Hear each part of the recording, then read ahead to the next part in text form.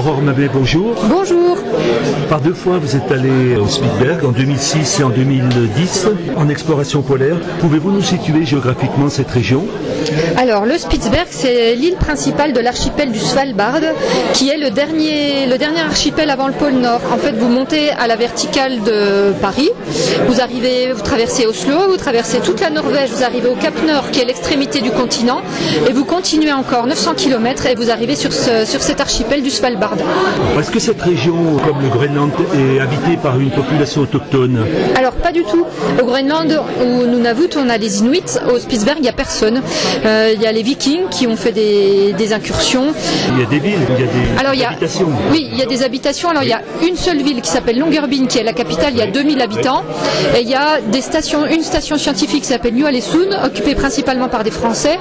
Et ensuite, ce sont des mines pour l'exploitation du charbon, qui sont réparties entre les Norvégiens et les Russes. Mais c'est des toutes petites enclaves de quelques centaines de personnes. Et il n'y a pas de résidents permanents. Ce sont des gens qui viennent travailler. Voilà, généralement ils viennent travailler 3 semaines et après ils ont 1 semaine de congé chez eux, où ils rentrent sur le continent. Pour se rendre dans cette région, pour effectuer une exploration, il faut quand même une préparation, j'imagine, minimale, donc laquelle? Il faut une bonne condition physique, oui, parce que les étapes en kayak sont quand même assez conséquentes, et surtout il faut comprendre qu'il n'y a pas vraiment de secours médical une fois sur place, donc il faut aller voir le dentiste et tout ça avant de partir. Les secours sont difficiles.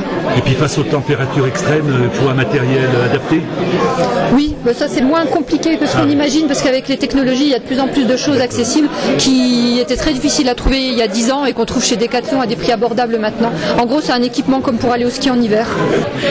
Alors en 2014, vous avez fait paraître un récit de voyage aux éditions Coxigru intitulé Le parallèle de l'ours.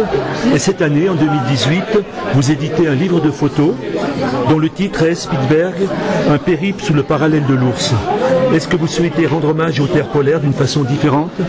Oui, en effet, et puis c'est aussi les lecteurs qui m'ont poussé à demander la sortie d'un livre photo. Il y a des lecteurs qui se contentent des mots, qui arrivent à mettre des images, mais il y en a beaucoup qui me demandaient des photos pour illustrer. Donc c'est pas juste une illustration du roman, il y a autre chose, il y a d'autres anecdotes, et c'est une vision à travers la photographie sur cette même région qui m'a vraiment fascinée. J'ai lu quelque part que l'ours est omniprésent. Est-ce que c'est un peu comme une épée de Damoclès au-dessus de la tête des gens qui se situent dans cette région? Oui, il y a un peu de ça. L'ours, c'est vraiment l'homme qui est chez l'ours. Et d'ailleurs, il y a eu une attaque mortelle il y a 15 jours, je crois, un touriste qui a débarqué d'un bateau. Et il y avait un ours là où ils ont débarqué, ça aurait dû être vérifié avant et ça l'a pas fait. Donc l'ours a été abattu, le touriste a été blessé. Mais voilà, mais pour les gens, c'est quelque chose d'assez naturel. Ce serait un peu comme le loup chez nous, sauf que eux voient beaucoup plus d'ours que nous, on voit de loups. Mais tout le monde a un fusil, même pour se balader en ville, c'est quelque chose, c'est intégré. C'est pas un problème. Il est prévu qu'en 2050, la banquise aura disparu. Y a-t-il déjà des signes de réchauffement climatique et quelle est l'incidence justement sur les ours? Alors oui, des signes de réchauffement climatique, il y en a beaucoup. Moi, en y allant plusieurs fois à 4 ans d'intervalle, j'ai pu les voir. Donc on imagine à grande échelle ce que ça peut donner. En fait, la banquise, elle va moins loin, moins au sud, parce qu'elle part du nord et puis elle descend au sud. Donc elle va moins loin au sud et elle remonte beaucoup plus tôt dans l'année. Et pour les ours, c'est dramatique parce que les ours mâles arrivent à suivre le retrait de la banquise pour chasser les phoques. Et les ours femelles qui ont leurs petits, elles ne peuvent pas marcher assez vite pour suivre la banquise. Elles se retrouvent isolées dans des endroits où il n'y a plus vraiment de phoques. Et c'est là qu'on voit des ours en ville, si on peut dire ça comme ça, ou qui s'attaquent à des cabanes de trappeurs pour trouver de la nourriture qu'ils ne trouvent pas autrement. Et en publiant ces 2 ouvrages, donc, est-ce que vous avez un message que vous voulez faire passer? Coupez l'eau du robinet quand vous vous brossez les dents. Non, il faut qu'on fasse attention à notre planète parce que les changements, ils sont vraiment là, mais vraiment. Et, il n'y a pas de planète de secours.